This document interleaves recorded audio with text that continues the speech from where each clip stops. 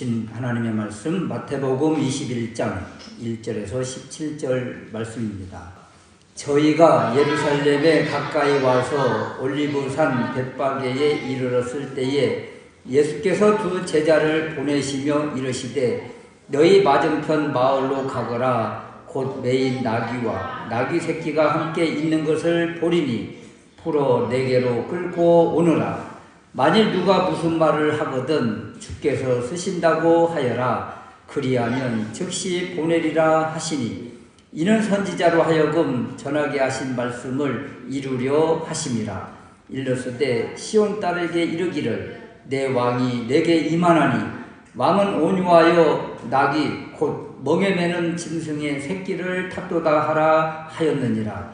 제자들이 가서 예수께서 명하신 대로 하여 나귀와 나귀 새끼를 끌고 와서 자기들의 겉옷을 그 위에 얹음에 예수께서 그 위에 타시니 무리의 대부분은 겉옷을 길에 펴며 다른 이는 나뭇가지를 베어 길에 펴고 앞에서 가고 뒤에서 따르는 무리가 소리질러 가로되 호산나 다윗의 자손이여 찬송하리로다. 주 여호와의 이름으로 오시는 이여 가장 높은 곳에서 호산나 하더라. 예수께서 예루살렘에 들어가시니 온 성이 소란하여 가로되 이 사람이 누구뇨 하거늘 무리가 가로되 갈릴리 나사렛에서 나온 선지자 예수라 하니라. 예수께서 성전에 들어가셔서 성전 안에서 사고 파는 모든 사람을 내쫓으시며 돈 바꾸는 사람들의 상과 비둘기 파는 사람들의 의자를 둘러 엎으시고 저희에게 이르시되 기록된 바 내 집은 기도하는 집이라 불림을 받으리라 하였거늘 너희는 강도의 소굴로 만드는도다 하시니라. 맹인과 다리 저는 사람들이 성전에서 예수께 나아오매 고쳐주시니 대제사장들과 서기관들이 예수께서 하시는 이상한 일과 또 성전에서 소리질러 호산나 다윗의 자손이여 하는 아이들을 보고 분하여 예수께 말하되 저희가 하는 말을 듣느뇨. 예수께서 가라사대 그렇다. 어린아기와 젖먹이들의 입에서 나오는 찬미를 온전하게 하셨나이다 함을 너희가 읽어본 일이 없느냐 하시고 그들을 떠나 성 밖 베다니에 가서 거기서 머무시느니라. 아멘. 오늘 우리에게 주신 하나님의 말씀 마태복음 21장 1절에서 17절 말씀을 통해서 청지기 의식을 가지자라는 제목으로 말씀을 드리려고 합니다. 예수님께서 여리고에서 나오실 때에 두 맹인이 주여 우리를 불쌍히 여기소서 다윗의 자손이여 이렇게 외칠 때 무리들이 꾸짖어 잠잠하라 이렇게 하면서 제지하는 모습이 나옵니다. 포도원 품꾼의 비유에서 우리가 말씀을 나눈 적이 있는데 늦은 오후 5시에 부름을 받은 사람, 그 사람이 내 가족이고 내 자녀고 내 형제라면 주인을 향해서 분노할 수가 있을까? 그렇지 못하다고 했잖아요. 그런데 여기도 마찬가지예요. 두 맹인이 주님께 간절히 불쌍히 여김을 달라고 부르짖을 때 그 사람이 내 친척이라면 막을 수가 있겠는가? 막을 수 없지요. 오히려 더 주님 앞에 같이 동조하면서 요청하지 않았겠어요. 그렇지만 이들이 더 큰 소리를 지르면서 주님을 만나기를 간절히 바랄 때 주님께서 만나주시고 그리고 이들의 눈뜨는 소원, 이 소원을 이루어주는 놀라운 은혜가 있었습니다. 마가복음에서는 이 사람이 누군가 디메오의 아들인 바디메오다 이렇게 소개를 하기도 하지요. 그리고 바로 이어서 오늘 말씀 예루살렘에 입성하시는 모습입니다. 예루살렘에 입성하셔서 고난을 받으시고 십자가에서 돌아가시기까지의 마지막 한 주간이 이제 오늘부터 시작이 되는 거죠. 그래서 교회는 오늘을 예루살렘에 입성하실 때 많은 이들이 종려가지를 흔들며 환영했다고 해서 오늘을 종려주일로 지키고 내일부터의 한 주간을 십자가에서 돌아가신 주님을 기리는 이러한 모습으로 고난주간으로 지키면서 우리 위에 고난을 당하신 그 주님을 묵상하는 한 주간으로 이렇게 보내고 있습니다. 그래서 오늘 예루살렘에 입성하시는 우리 주님께서 오늘 우리에게 주시는 메시지가 무엇일까? 이런 것인데요. 첫 번째는 만왕의 왕이시며 만주의 주이신 예수님이 왜 어린 나귀를 타셨을까? 이런 거예요. 예수님께서 예루살렘을 입성하실 때 어린 나귀를 타시는데 이 어린 나귀를 어떻게 준비하는가? 이 준비의 과정이 나와요. 2절 말씀에 보면 두 제자에게 너희는 맞은편 마을로 가라. 그리하면 곧 매인 나귀와 나귀 새끼가 함께 있는 것을 보리니 풀어서 내게로 끌고 오라. 너희들이 그 나귀를 풀어서 끌고 오려고 할 때 만일 만약에 주인이 무슨 말을 하거든 주가 쓰시겠다고 하라. 그리하면 즉시 보낼 것이다. 이 말씀은요, 예수님이 누구신가를 분명하게 보여주신 사건입니다. 어디에 가면 매인 나귀와 나귀 새끼가 있을 것이다. 그 매여 있는 나귀를 끌고 오너라.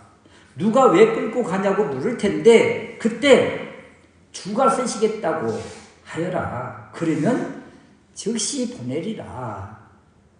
이 말씀은 아직 이루어지지 않는 일이에요.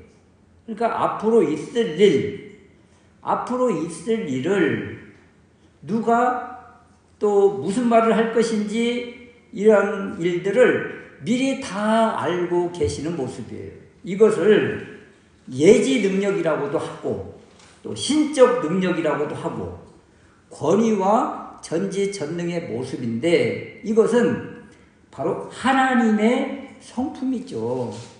이 모습을 통해서 예수님의 신성을 우리가 볼 수가 있습니다.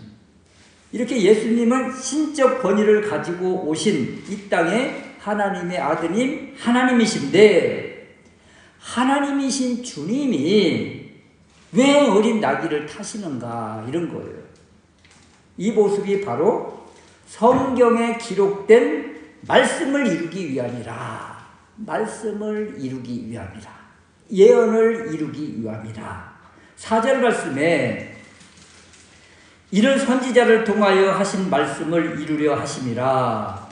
이 말씀이 바로 스가랴 9장 9절과 이사야 62장 11절에 나온 말씀을 이루시는 말씀인데 이 말씀에 보면 시온 딸에게 이르기를 내 왕이 내게 임하나니 그는 겸손하여 나귀 곧 멍에 매는 짐승의 새끼를 탔도다. 이 어린 나귀를 타신 것이 어떤 표현이라고요? 겸손의 표현이라고. 왕이신데 겸손의 표현을 이렇게 어린 나귀를 타심으로 이렇게 표현하고 계신 거예요. 이 모습은 역사적으로 솔로몬 왕이 이룬 적이 있는데 열왕기상 1장 38절 이하에 보면 제사장 사독과 선지자 나단과 여호야다의 아들 브나야와 그렛 사람과 블렛 사람이 내려가서 솔로몬을 다윗 왕의 노새에 태우고 인도하여 기온으로 가서 제사장 사독이 성막 가운데에서 기름을 담아 이제 기름을 부어 왕으로 세움을 받았다. 왕으로 세움을 받을 때 솔로몬 왕이 무엇을 타고 갔다고 그래요? 다윗 왕의 노새를 탔다.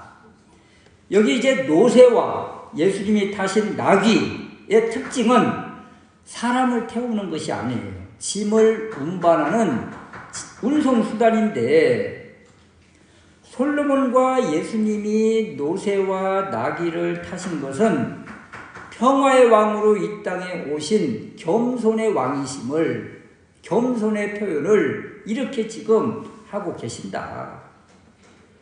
그래서 만왕의 왕이시며 만주의 주이신 예수님이 어린 나귀를 타시면서 성경에 예언되어진 메시아, 그분이 바로 우리 주님임을 이 나귀를 타고 들어가시는 모습을 통해서 지금 온 세상에 선포하고 계신 거예요. 여러분 혹시 기억하실지 모르겠는데, 오래전에 2014년도니까 10년이 이제 넘었네요. 그 프란치스코 로마 교황이 우리나라를 방문한 적이 있어요. 로마 교황이 이렇게 움직이는 것은 그 미국 대통령이 움직이는 것과 같은 그런 경호를 하거든요. 그 이전에 1900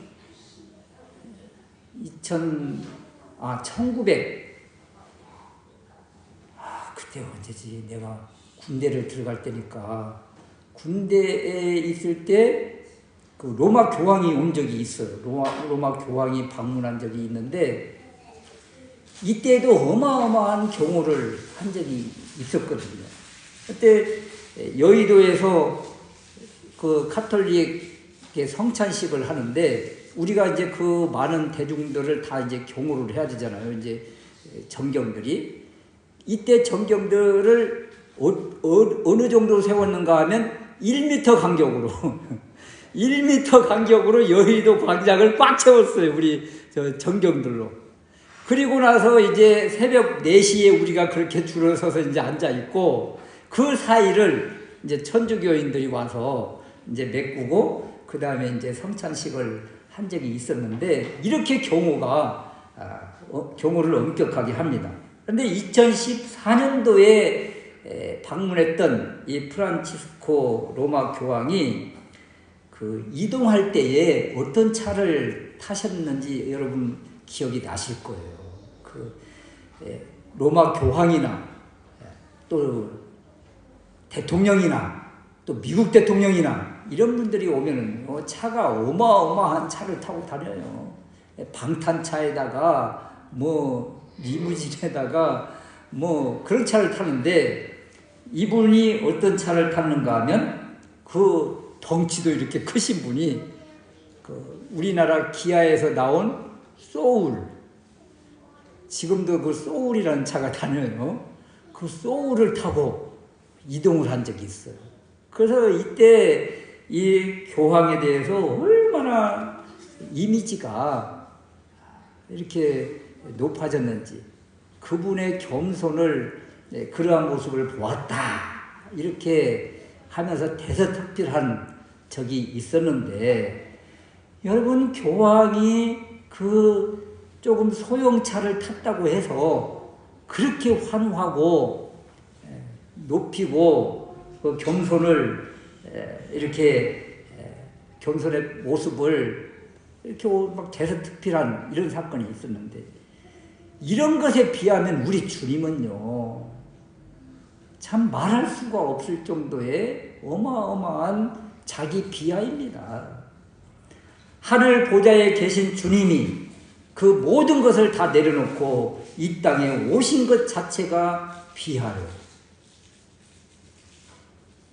더군다나 또 어린 나귀 새끼를 타고 들어오는 것 역시 한없이 낮아진 모습의 표현입니다. 이 우리 주님의 모습이에요. 그럼 우리 주님이 이렇게 낮아지고 겸손한 모습으로 종려 주일 예루살렘에 입성하시는 이러한 모습을 통해서 우리 그리스도인들에게 주시는 메시지가 있는 거예요. 무엇입니까? 교황이 차만 이렇게 소형차를 타도 사람들이 환호하는데, 우리 크리스찬들이 이렇게 낮아지고 겸손하고 이런 모습의 삶을 사는 것이 마땅하다. 왜냐하면 우리 주님이 이런 삶을 우리에게 직접 보여주셨기 때문에 제자도 주님을 따르는 사람은 이런 삶으로 마땅히 표현되는 그런 삶을 살아야 된다. 그런데 우리는 너무나 교만하고 허영과 사치 속에서 자랑 속에서 살고 있는 것은 아닌가. 우리의 형편보다도 더 과하게 오히려 사람들에게 내보이려고 하는 그런 삶을 살고 있지는 않는가. 주님이 더 낮아지고 겸손한 모습을 우리에게 보여주셨던 것처럼 주님을 따르는 우리도 이런 믿음의 삶을 사는 것이 마땅하며, 교만과 허영과 사치, 자랑, 이것은 우리 그리스도인에게 어울리지 않는 말이다. 이것을 다시 한번 기억할 수 있으시기를 바랍니다. 두 번째는 낙이 주인을 통해서 내 것은 주님 것이라는 이 청지기 의식의 그 고백이 필요하다는 거예요. 낙이 주인의 신앙관이 나오는데요. 예수님의 두 제자가 자신의 나귀를 풀어서 끌고 가려고 할 때 이 주인이 어떻게 반응할까요? 여보시오, 누구 맘대로 내 것을 끌고 갑니까? 이렇게 반응하지 않겠어요? 그랬는데 예수님의 두 제자가 주님이 주신 그 지침대로 주님이 쓰시겠다고 하십니다. 주님이 끌고 오라고 하셨습니다. 이 한마디 딱 하니까 나귀 주인이 순순히 나귀와 나귀 새끼인 자신의 재산을 내놓는 거예요. 여기 나귀 주인의 물질관, 내 것이 아닙니다. 내가 가진 모든 것, 이것은 주님의 것입니다 하는 그런 고백이 이 안에 담겨 있다는 것이죠. 역대상 29장 16절 말씀에 보면 성전 지을 때 성전의 그 모든 물품들을 다윗왕을 비롯해서 많은 이들이 가지고 왔는데, 이때 고백의 말, 우리 하나님 여호와여, 우리가 주의 거룩한 이름을 위하여 성전을 건축하려고 미리 저축한 이 모든 물건이 다 어디서 왔다고 그래요? 다 주의 손에서 왔사오니. 누구 것이라고요? 다 주의 것입니다. 이런 고백을 해요. 로마서 11장 36절 말씀에도 이는 만물이 주에게서 나오고 주로 말미암고 주에게로 돌아갑니다. 모든 것이 주님에게서 나왔고 결국은 주님께 돌아갈 것이라. 우리에게 주어진 그 모든 것의 출처, 주인이 어딥니까? 누굽니까?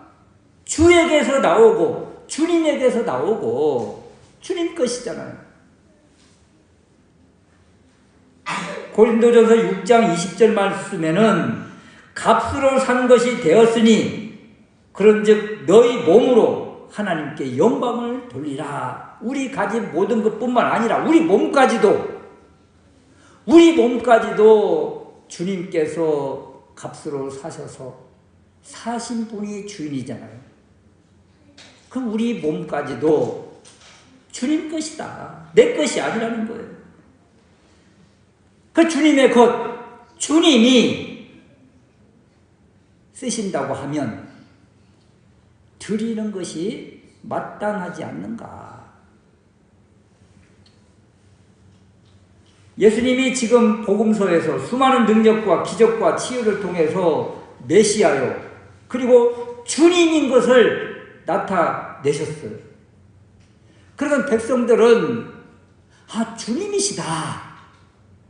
주님이시다 이렇게 고백하고 있는데, 어떤 마음을 품고 주님을 따르고 섬기고 고백하고 있는가? 오늘 말씀 마태복음 21장 7절 이하를 보면 나귀와 나귀 새끼를 끌고 와서 자기들의 겉옷을 그 위에 얹으며 자기들의 겉옷을 그 위에 얹음에 예수님께서 그 위에 타시는 거예요.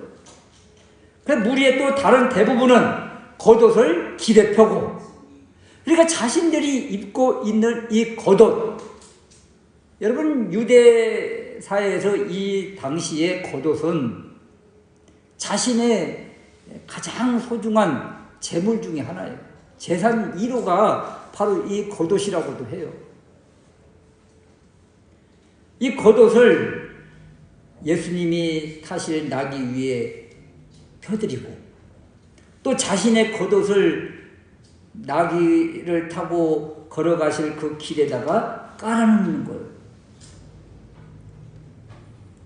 또 어떤 이는 나뭇가지, 종려가지를 베어서 길에 펴고 그것을 가지를 흔들면서 호산나 다윗의 자손이여 찬송하리로다 주 여호와의 이름으로 오시는 이여 하면서 찬양하는 모습이에요. 그래서 지금 우리 주님께서 예루살렘에 입성하시는 이 모습은 어찌 보면 초라한 행렬이에요. 왜냐하면 대제사장들과 바리새인과 서기관과 사두개인과 종교 지도자들은 싹 빠지고 제자들과 약한 사람들과 여리고에서 나오실 때 눈 떴던 그 두 사람과 그리고 여자들과 이런 사람들이요. 대부분이 약하고 약한 이 사람들이 지금 겉옷을 길에 펴고 나뭇가지를 펴고 나뭇가지를 흔들면서 종려가지를 흔들면서 호산나 다윗의 자손이여 메시아 주님을 고백하고 연호하고 환호하고 환영하는 이러한 모습입니다.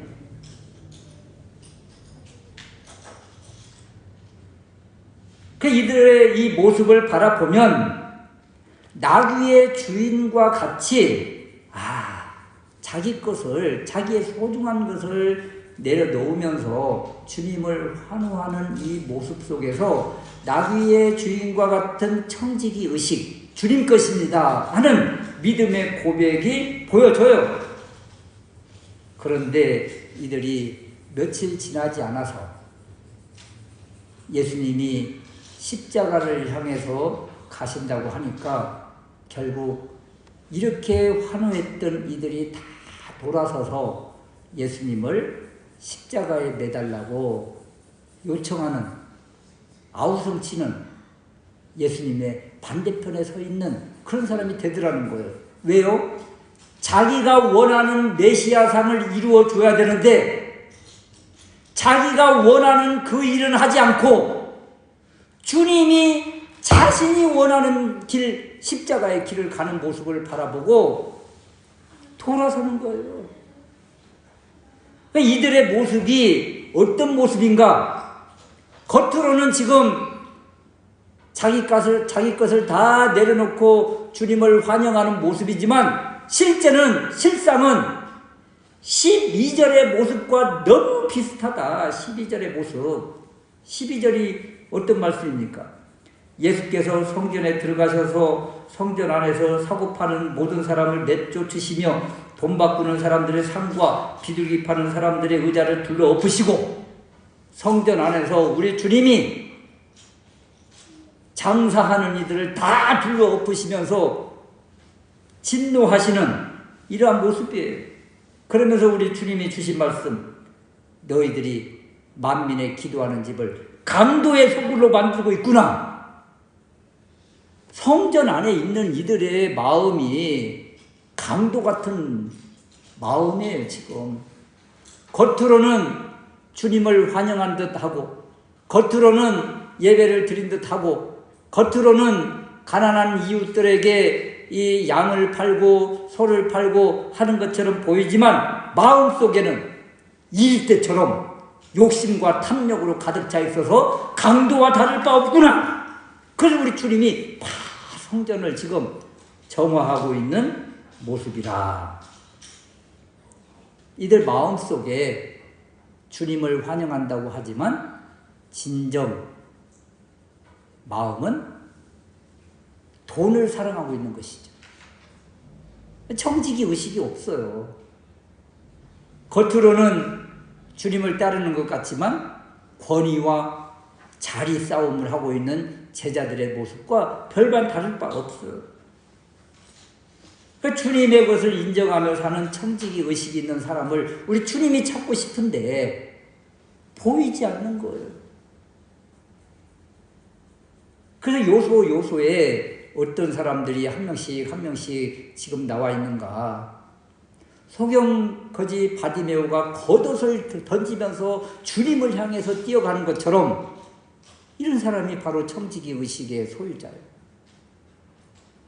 나귀 주인이 자기의 나귀를 다 내어놓는 것처럼 진정한 청지기의 모습이에요. 가난한 과부가 두 렙돈을 자기가 가진 전 재산을 연복에 넣는 것처럼 이런 사람은 왜 중간중간에 소개를 하실까요? 이런 사람이 바로 믿음의 사람이고 이런 사람을 주님이 기억하신다. 이렇게 말씀하십니다. 청지기 의식 있는 사람을 찾고 그리스도인을 오늘날도 우리 주님은 이렇게 찾고 계신다. 몇 번 소개한 바 있지만 청십자 운동 최초의 그 의료보험을 만들었던 그 장기려 박사님이 계세요. 참 독실한 크리스찬이죠. 정말 가난한 이를 수술을 하고 진료비가 많이 나왔어요.